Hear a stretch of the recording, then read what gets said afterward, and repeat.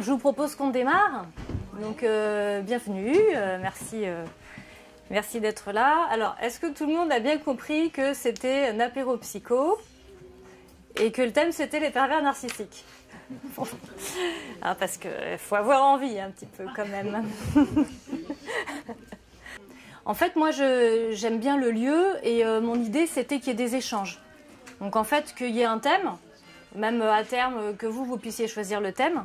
Et puis, moi, je vous dis ce que je sais sur le sujet, mais qu'on puisse avoir des échanges, c'est ça qui est sympa quand on est un petit groupe comme ça, c'est que ça reste convivial et que ça reste vivant. Donc, pour démarrer avec les pervers narcissiques. Comment dire? Donc, c'est un sujet à la fois simple parce que, je dirais, ils sont assez faciles à repérer, et complexe parce que ce sont des gens qui vont vraiment brouiller le cerveau. Donc ce sont des gens où on va beaucoup réfléchir et on ne va pas y voir clair du tout, en tout cas quand on est sous emprise. Alors, est-ce que certains ont déjà eu affaire à un pervers narcissique? Alors, est-ce que vous savez un petit peu comment on les définit? Alors déjà, en fait, un pervers narcissique, ça n'existe pas dans la classification internationale des maladies mentales. Donc en fait, la personnalité narcissique, c'est-à-dire... Alors, je vous les ai imprimés pour être sûr de ne pas dire de bêtises. La personnalité narcissique est caractérisée par un sentiment de supériorité par rapport aux autres, un besoin d'être admiré et un manque d'empathie. En fait, il s'aime lui-même. La personnalité narcissique, donc, elle est classifiée dans le DSM, c'est-à-dire qu'en fait, c'est vraiment un trouble de personnalité. Un trouble de personnalité, on disait jusqu'à présent qu'en fait, c'est quelque chose de... c'est une structure. Donc, c'est assez rigide. Donc, ça ne bouge pas. Or, on sait maintenant, avec la théorie de la dissociation structurelle, en fait, je vous en parlerai un petit peu si vous voulez, que les troubles de personnalité sont des conséquences pathognomoniques. C'est-à-dire que ce sont des conséquences logiques, normales, de psychotrauma. Donc, en gros... Quand on est face à un trouble de personnalité, c'est qu'on a une personne qui s'est adaptée. Et le trouble de personnalité, alors narcissique par rapport à la classification de psychopathologie, mais ce qu'on appelle aujourd'hui, ce qui est très tendance au niveau médial, les pervers narcissiques, ce sont des personnes en fait qui se sont adaptées à des traumas, souvent à une problématique d'abandon, en mettant en place un mécanisme de défense. Alors des mécanismes de défense, on en a tous, sauf que là, eux, leur mécanisme de défense, c'était d'essayer d'être l'enfant parfait. Et comme ça marche, en fait, ce sont souvent des enfants, alors ça commence très tôt, hein, ça commence avant 5 ans, ce sont souvent des enfants qui sont attachants, qui sont assez fascinants, qui ont une facilité verbale, qui parlent très bien, qui sont en général beaux, qui ont du charme. Et en fait, ils arrivent à extorquer, à obtenir ce qu'ils veulent des adultes, de leur entourage, et ils ont un don d'observation. Donc en fait, ils vont arriver à repérer aussi les failles chez un de leurs parents. Et ils vont utiliser cette faille-là pour commencer justement à manipuler, avec des outils qu'on connaît, qui sont repérés. Hein, les outils du manipulateur, on les connaît. Il y a 30 critères qui permettent de repérer un manipulateur. Et en fait, le souci, c'est que cet enfant, comme ça marche, si vous voulez, il va continuer à utiliser ces mécanismes, cette communication de manipulation. Et ça va s'installer en trouble de personnalité, en tout cas en mécanisme de défense rigide. Et cette personne ne sera plus que sur ce mode-là. Et c'est pour ça qu'on dit qu'en général, un pervers narcissique, c'est quelqu'un qu'on ne peut pas soigner. On ne peut pas soigner aussi parce qu'il ne souffre pas. Le problème, c'est les autres. C'est les autres qui ont un problème, c'est les autres qui l'embêtent, c'est les autres qui le rendent malheureux. Et en fait, cette structure en Dr Jekyll and Mrs Hyde, c'est-à-dire que c'est comme si, pour éviter de décompenser sur un mode psychotique, ils avaient clivé leur mécanisme de défense. C'est-à-dire qu'en eux, comme nous tous, il y a du bon et du mauvais. Sauf que s'ils voient le mauvais, ils ne sont plus l'enfant parfait. Et il y a un enjeu terrible, il y a un enjeu d'abandon. Donc en fait, ce que je fais, c'est que je vais me narcissiser, je vais paraître beau, je vais paraître séduisante, mais ce que je vois de mauvais en moi, il faut que je trouve une victime pour l'introjecter, pour le projeter sur cette personne. Et du coup, moi, je n'ai plus de problème, puisque moi, tout ce qui est mauvais en moi, je vais le projeter chez l'autre. Donc ce mécanisme de défense, en fait, c'est un mécanisme de défense contre une décompensation schizophrène, psychotique. C'est pour éviter de devenir psychotiques qu'ils sont devenus manipulateurs. Voilà un petit peu les grandes tendances. Il y a beaucoup de choses à dire. On peut revenir sur les 30 critères si vous voulez. Vous voulez que je vous les lise ? Ça va peut-être vous parler. Alors attention, ce questionnaire, il permet de les repérer. Il y a 30 critères. Il faut en avoir au moins 14 pour coter quelqu'un de pervers narcissique, de manipulateur. Parce qu'on a tous des stratégies de manipulation. C'est pas parce qu'un jour on va utiliser 3 stratégies de cette liste-là qu'on a un trouble de personnalité manipulateur. Donc ça, c'est important. Par moment, on est dans des périodes de sa vie où on va manipuler. Ça ne veut pas dire qu'on a un trouble de personnalité, qu'on a cette structure rigide, que c'est notre seul mode de communication. Voilà. Donc, on y va pour les critères ? Alors, le premier. Alors, déjà, je vous lis. Donc ça, c'est Isabelle Nazaraga. C'est une collègue à moi qui est spécialisée dans le domaine. Donc en fait, elle explique que ces 30 caractéristiques sont bien précises, définissent les manipulateurs pervers narcissiques. Pour savoir si on a affaire à un manipulateur, on doit extraire de la liste au moins 14 de ces caractéristiques. En deçà de ce nombre, il s'agit plutôt d'attitudes isolées, certes néfastes à une relation épanouissante, mais qui ne nous permettent pas de parler de manipulateurs. Alors là, elle encourage vraiment à mettre des exemples précis à chaque fois. Et c'est assez compliqué. Donc moi, dans ma pratique professionnelle, je vois que souvent les gens me disent « Oh non, non, non, ça, il l'a pas ».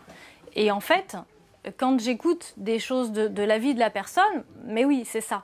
Sauf qu'on a le cerveau tellement brouillé qu'en fait, on ne voit pas. Vous voyez ce que je veux dire ? Voilà. Par exemple, je vais vous donner des exemples. Il y a une dame qui me disait que son compagnon, il était tête en l'air et qu'en fait, chaque fois qu'elle avait une demande ou demande de l'aider ou quoi, il n'entendait pas, il était dans son monde. Et alors qu'en fait, au boulot, professionnellement, pour les amis, il n'oublie jamais rien et il répond toujours aux demandes et il entend très bien. Donc c'est quand même bizarre cette attention sélective. Voilà, ça va être des critères qui, voilà, c'est quand même assez étrange, surtout quand ça se répète et que ça devient systématique dans le domaine affectif, dans le domaine intime. Alors le premier, c'est quelqu'un qui culpabilise les autres au nom du lien familial, de l'amitié, de l'amour, de la conscience professionnelle. Donc voilà, ça c'est une des armes favorites, je culpabilise. Le deuxième, il reporte sa responsabilité sur les autres ou se démet des siennes. C'est jamais de sa faute. Alors ça, c'est vraiment une constante. Parce que sinon, on ne peut pas se regarder comme étant imparfait, comme ayant une faille ou comme ayant fait une erreur. C'est impossible, sinon c'est la décompensation, quoi. Il ne communique pas clairement ses demandes, ses besoins, ses sentiments, ses opinions. Donc en fait, ça va toujours être ce qu'on appelle, nous, une communication à double fond. Il n'y a pas de demande claire. C'est « Oh, ben, j'aimerais bien... j'en sais rien, j'aimerais bien que tu mettes cette robe ce soir, elle me plaît beaucoup. » Ça va être « Oh, tu vas quand même pas sortir comme ça. » Donc on sent bien qu'il y a une demande, mais c'est pas une demande. C'est comme vous savez, c'est comme le Canada Dry. Il ressemble à l'homme parfait, il ressemble à l'homme empathique ou la femme parfaite. Ça ne fait que ressembler. C'est une personne qui répond très souvent de façon floue. Donc l'exemple que je vous donnais par exemple, soit répond pas, soit répond de façon floue, on verra, ou je sais pas, tu te poses toujours tellement de questions, enfin voilà. C'est quelqu'un qui change ses opinions, ses comportements, ses sentiments selon les personnes ou les situations. Donc ça c'est très vrai parce qu'en fait ce sont des personnes un peu des caméléons ou à double visage. Ce sont des personnes qui vont avoir vraiment une facette sociale, une image sociale pour l'environnement. Mais dans la sphère intime, ça va être bas les masques, ils vont être complètement différents. Et ça, on peut le voir, parfois, il y a un dîner, ça se passe bien, la personne est très à l'aise, c'est l'amuseuse des foules. Et puis, dès que les invités sont partis et qu'on ferme la porte, c'est « Ah, mais pourquoi t'as dit ça à un tel? Mais tu te rends compte de ce qu'on a pensé de moi ?» Et voilà, et tout d'un coup, le masque tombe d'un coup. Et alors qu'on avait cru passer une bonne soirée et qu'a priori tout était bien, tout d'un coup... on se dit, ah bon, et là, du coup, on se prend des reproches, on se prend des critiques, et là, on a affaire à quelqu'un d'exécrable. Ça vous parle un petit peu, certains de ces critères ? Le 6e critère, c'est quelqu'un qui invoque des raisons logiques pour déguiser ses... Donc ça aussi, c'est assez marrant parce que souvent, ce sont des personnes qui... Alors souvent, ce sont des personnes intelligentes, c'est pas une constante, mais du coup, qui vont avoir un argumentaire, une façon d'amener les choses qui va paraître extrêmement logique. Ils vont nous emmener avec des démonstrations, finalement, on va les suivre. On se dit, bah oui, bah... Et sur le coup, effectivement, on adhère au truc, c'est logique. Sauf que, en fait, les tenants et les aboutissants est quelque chose qui ne colle pas. Mais dans la démonstration, sur le coup, on y adhère. Il fait croire, il ou elle, la personne, fait croire aux autres qu'ils doivent être parfaits, qu'ils ne doivent jamais changer d'avis, qu'ils doivent tout savoir et qu'ils doivent répondre immédiatement aux demandes et aux questions. Donc voilà, c'est ah ben, ouais, tu sais pas ça, ou voilà, c'est une personne qui est cultivée et du coup qui va. Parce que ça aussi, c'est un critère, c'est-à-dire que c'est une personne qui est constamment en comparaison. En comparaison pour mieux se revaloriser. Et du coup, mieux se revaloriser, ça veut dire dénigrer l'autre. Donc ça ne fonctionne que comme ça. Donc forcément que la moindre petite erreur que vous avez faite, vous voyez, si c'est dans le cadre professionnel par exemple, alors au début vous allez être accueilli, vous êtes, voilà, c'est vous qu'on attendait, vous avez les compétences parfaites pour le poste, et puis au fur et à mesure, moins de petits trucs, mais vraiment anodins, c'est ah quoi, mon Dieu, mais vous savez pas faire ça, mais c'est pas possible de faire une erreur là-dedans, ou pas forcément dit de façon aussi énervée, mais on va appuyer pile poil sur ce qui va pas. Et puis quand vous ferez bien votre travail, vous ferez peut-être plus, on dira bah oui, enfin, c'est normal, hein, vous faites que votre travail.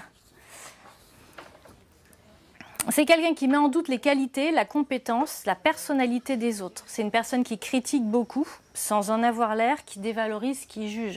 Personne n'est assez bien en fait, il n'y a que cette personne-là qui est bien. Les autres... donc ça va être aussi, alors ça c'est pas vraiment ce critère-là, mais en fait quand les manipulateurs ont une proie, ils vont faire en sorte de les couper, de les isoler du réseau social. Donc si vous avez des amis, des parents, ça va être ah oui non mais tes parents on va quand même pas les voir chaque week-end, ou ça va être ah oui non mais ta copine tu crois qu'elle t'aime mais attends t'as pas vu l'autre jour ce qu'elle t'a fait ou... Donc en fait ils vont mettre en doute la qualité et la compétence des autres, ou même la relation affective des autres. Et l'objectif, c'est de couper un peu les relations affectives. Donc c'est une personne qui fait faire ses messages par autrui. Donc c'est très rare d'avoir une demande claire. C'est-à-dire que, vous voyez, j'ai un exemple typique là d'une jeune femme qui me disait... donc elle a renoué avec ses parents qu'elle ne voyait plus pour des problèmes de manipulation. Elle a renoué. Et puis elle me dit, c'est quand même bizarre parce qu'il y a ma sœur qui m'appelle et puis qui me dit, oui, tu sais, maman, elle est vraiment pas bien. Elle n'a pas eu de tes nouvelles, elle t'en veut, elle n'est pas bien, elle va bien. Elle m'a dit que tu l'appelais pas. Et du coup, ma patiente qui me dit, mais pourquoi elle ne m'appelle pas moi, je ne comprends pas. Donc là, on est typiquement dans ce genre de cas où on fait faire ces messages par autrui.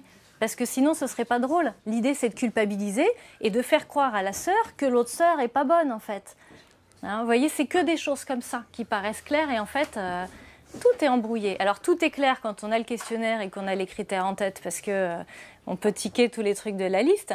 Mais quand on n'y comprend rien, au départ, on culpabilise. On se dit, ah bah oui, j'aurais dû l'appeler, oh, quoi, qu'est-ce que j'ai fait, ou qu'est-ce que j'ai dû dire qui l'inquiète. Enfin, une personne normale, du coup, va culpabiliser. Et c'est ce qu'ils recherchent. C'est une personne qui sème la zizanie, qui crée la suspicion, qui divise pour mieux régner. Donc ça, c'est une dimension importante. L'exemple que je vous donnais, ça peut être ça aussi. Enfin, vous devez en avoir quand je vous donne des... Si vous voulez intervenir, n'hésitez pas, si vous voulez illustrer mes propos. Oui, il n'y en a pas qu'un. Vous êtes en train de compter, là. Vous nous direz les scores. Bon, si c'est 30, c'est plutôt de la psychose.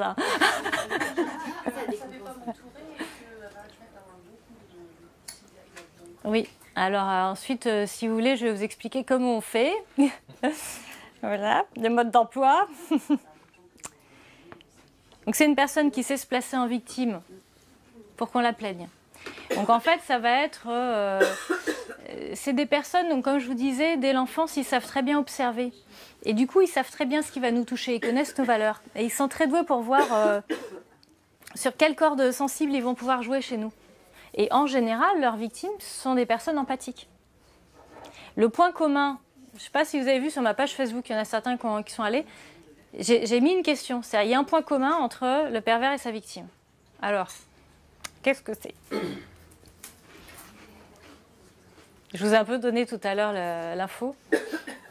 Non, vous ne voyez pas? Alors, effectivement, il y a une faille narcissique. Et il y a surtout une anxiété d'abandon, une angoisse d'abandon. Donc ça, c'est le point commun. Sauf que lui, il a mis en place des mécanismes de défense rigides et qui seront immuables, alors que la victime est en empathique, en souffrance, et elle est à nouveau dans cette quête de rechercher de l'affection et que enfin on m'aime. Et alors pile poil, les deux schémas, là, clac. Ah ben lui au moins je vais le réparer, ah ben lui au moins il va m'aimer, ah ben voilà. Et lui il joue là-dessus. Et lui il sait très bien jouer là-dessus. Lui ou elle, je dis hein, la personne, d'accord? Parce que c'est pas unisexe. Tout à l'heure tu disais que ça pouvait commencer très jeune, à l'âge de 5 ou 6 ans. Donc c'est inconscient à la base, à cet âge-là. C'est presque une pathologie. Quand vous dites inconscient, c'est quoi? C'est pas si je lui dis ça. Mais un enfant de 5 ans n'est peut-être pas assez calculateur pour être traité de pervers, narcissique quand même. En fait, on s'adapte. On est bien obligé de s'adapter pour se développer. On est en vie, on vit plein de choses. On vit des traumas, on vit des parents effectivement qui peuvent être abandonniques. Alors soit vraiment... Moi, ce qui me résonne, c'est surtout de me dire c'est que ça ne se soigne pas. Oui, et ça c'est important que vous l'entendiez. Oui. Qu'est-ce qui déclenche ça? C'est pas la même chose que quand on adopte des comportements de manipulation pour Oui. faire face à la vie. C'est ça. Quelques comportements, parce qu'on est tous un jour ou l'autre confrontés à ça. Mais d'un autre côté, c'est pas une structure de base. Ça ne se soigne pas. Ça ne se soigne pas parce qu'en fait, c'est devenu leur seul mode de communication. Je suis en train de rechercher les différents mécanismes de défense, mais en fait, ça ne se soigne pas parce que c'est le seul mode de communication qu'ils ont adopté. En fait, ça devient rigide comme mode de fonctionnement. C'est ça le problème. On dit souvent la normalité est pathologique. Si en tout cas, moi je dis chaque fois, je ne sais pas ce que ça veut dire. Normal, ça veut dire suffisamment bien adapté. Voilà, ça veut dire souple, ça veut dire flexible. Des structures psychotiques, c'est des structures très rigides qui se sont mises en place très certainement pour faire face à quelque chose où il y avait un gros enjeu. Un enjeu de perte affective, un enjeu de violence, un enjeu de ne pas exister. Enfin, il y avait très certainement un enjeu par rapport aux besoins fondamentaux de l'enfant initialement. Mais comment cet enfant-là s'y adapter par rapport à ses ressources, par rapport à ce qu'il a mis en place? Une personne qui est en souffrance, c'est sain psychiquement. Parce que ça veut dire qu'elle va se remettre en question, elle va aller chercher du sens, elle va pouvoir effectivement construire d'autres choses pour s'adapter mieux à sa vie. Une personne qui n'est pas en souffrance comme le pervers narcissique, puisque justement, il va introjecter dans l'autre sa partie négative, il ne va pas se remettre en question. C'est impossible. Et au départ, il est en souffrance avant de mettre ce système en place. Alors. Au départ, il y a un problème d'abandon. Petit enfant, il y a un problème d'abandon. Voilà, c'est le point commun qu'on a retrouvé. Alors, abandon, pas forcément abandon réel. Hein, vous voyez, ça peut être effectivement une personne qui a été abandonnée, qui a grandi en foyer. Mais en général, c'est plutôt des abandons affectifs. Un enfant qui n'a pas été investi psychiquement ou affectivement, ou qui est venu alors qu'on ne l'attendait pas et ça fait chier tout le monde parce que les parents sont âgés et puis donc en fait on va le laisser pousser, on va faire de l'élevage quoi, il va pousser tout seul. Là du coup il y a certainement une problématique d'abandon. Est-ce que ça pourrait être de la jalousie dans une fratrie par exemple? Ce sont des gens qui sont très jaloux. Oui. On n'a pas fini tous les critères, mais... Et du coup, ce que je voulais vous dire aussi, c'est que l'enjeu, en fait, c'est que ça permet d'exister, en fait. Enfin, vous voyez, ne pas exister. Quand on est un enfant, il n'y a rien de pire que nos parents ne nous voient pas. C'est la mort psychique. Hein. Là, du coup, c'est certainement une pathologie lourde. Donc, finalement... ce sont des enfants aussi qui soit vont briller énormément, donc ils vont devenir le centre de la famille, soit vont faire tout plein d'histoires parce qu'ils vont créer la zizanie entre les parents, ils vont s'éclater à faire ça, et du coup, on va les remarquer. Ils vont exister, puisqu'ils vont être le symptôme, ils vont être le cœur de la famille. Mais souvent, on ne voit pas que c'est eux qui créent ça, en fait. Hein. Donc il vaut mieux, finalement, exister dans ces mécanismes-là que ne pas exister. Est-ce que ces personnes-là peuvent justement pour attirer l'attention et pour se sentir revalorisé, se sous-estimer oralement. Par exemple, Ah, ils font beaucoup ça. Oui, ils font leurs victimes. Ils font leurs victimes et comme ils ont une faille narcissique, ils ont un besoin sans fond d'être narcissisés constamment. Mais c'est sans fond, ça ne marche pas, c'est stérile. Et le point commun aussi quelque part qu'il y a avec la victime, c'est que ce fait de ne pas exister, si vous voulez, ça c'est du déni en fait. Enfin, quand finalement on est avec un pervers narcissique, une perverse narcissique, et qu'il y a plein de choses qui clochent et on le voit, et que finalement on va se dire oui mais enfin bon c'est pas très grave, enfin il y a d'autres moments, il est tellement gentil, il est tellement adorable, il n'a pas fait attention, et ben nous en fait on va dénier le problème. Donc nous aussi on est clivés en tant que victimes. Donc nous aussi finalement ça nous arrange.